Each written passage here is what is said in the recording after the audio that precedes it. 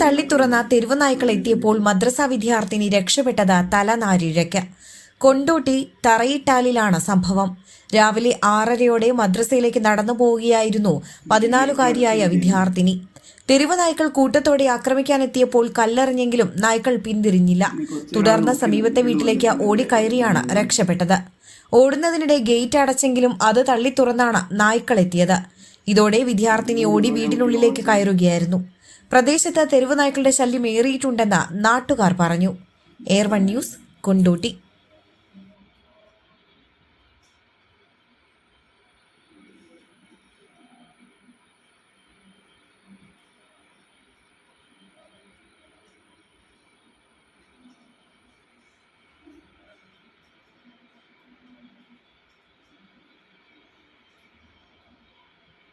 നന്ദിയുണ്ട്.